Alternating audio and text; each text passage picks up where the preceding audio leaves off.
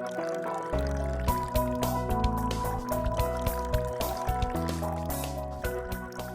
morning, everyone. Steve here. Welcome to this edition of Monday Morning Musings, where we are probing the topic of the love of God. Why bother at all?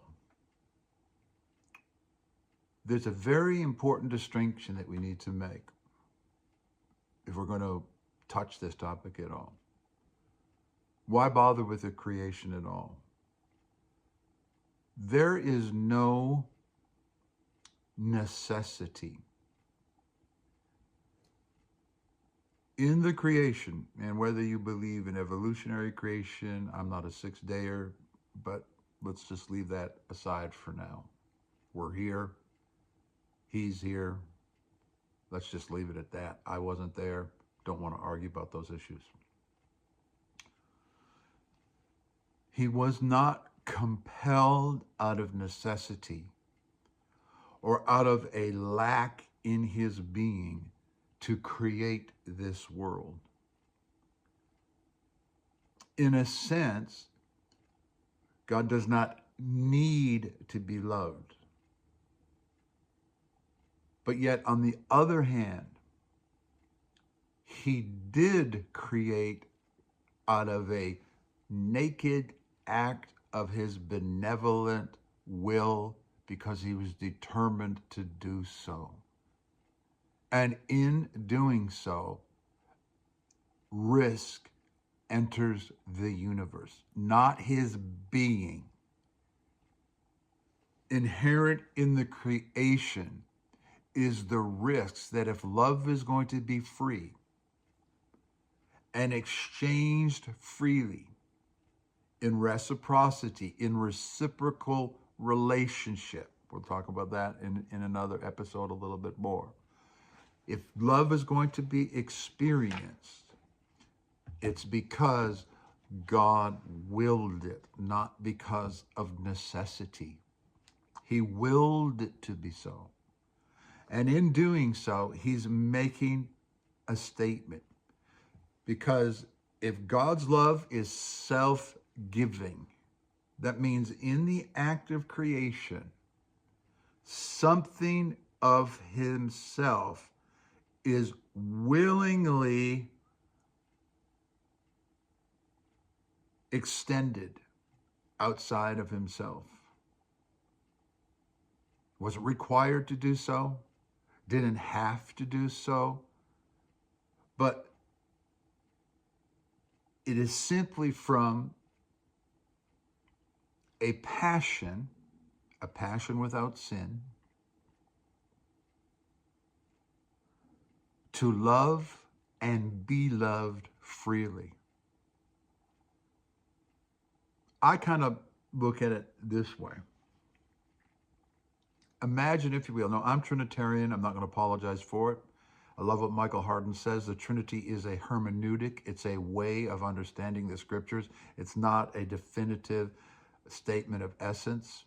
We can approximate things, and it's very interesting also that the great creeds of the church, none of them mention the love of God at any great depth. You know, the most central thing in the entire story of human divine interactions, and it's not a foundational statement in the creed. So even the creeds, the great creeds, could have been better. But imagine, or try to grasp, if you can, the swirling inter-trinitarian love, giving and receiving between the Father and the Son and the Holy Spirit in the Trinity, at the center of the universe. The fire of that love. Our God is a consuming fire. What does his love consume? It consumes our iniquity. It doesn't condemn us to hell and burn us forever. Our God is a consuming fire. The fire of that love between the Son, going back to the Son, the Father, in that perpetual exchange. For me, an approximation is like the energy of a nuclear chain reaction at the center of the universe, including a human being, Jesus of Nazareth, resurrected from the dead. And that's how the rest of us get in on that. As he is, so are we, firstborn of many brethren. The whole point of the creation is the energy of that inter-trinitarian love it's like it overflowed, not out of demand or necessity, but in a sense, its beingness expresses itself outside of itself, because love that is contained with itself isn't real love. Love has to be exchanged between free will beings. And that inter-trinitarian love explodes. You could say at the Big Bang, if you're a Big Bang theorist. And what is the overflow. It's so hard to find words that don't have necessity, compulsion. There was no inner necessity, but yet at the same time, this is so wonderful, it needs to be shared. We want to share it. And from a determinate choice to do so. Hey, this love is risky. And if you want to talk about foreknowledge, one of us is going to get killed. Yeah, risky. It is risky to love the way Jesus loved, the way the Father loves. It is risky to love in a real marriage. It's risky to love your brother or your sister in the church, because you're going to get hurt. And how does love respond when it gets hurt?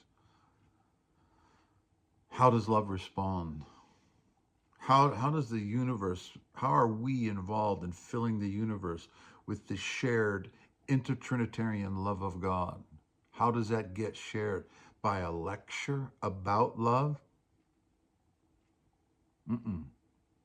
Where the overflow of our being, as we have been loved, flows into the universe. That's how it gets shared, not by jabbering on and on about the Bible and the love of God. The Bible is a message of revelation to us, and that we will share from the scriptures when we love others well. And I don't mean pigeonhole them and beat them on the corner with a megaphone and a sign. That's not love. Love is something experienced in relationship, just like the Trinity does it. The love of God is inherently, two words, relational and reciprocal. I'll see you the next time.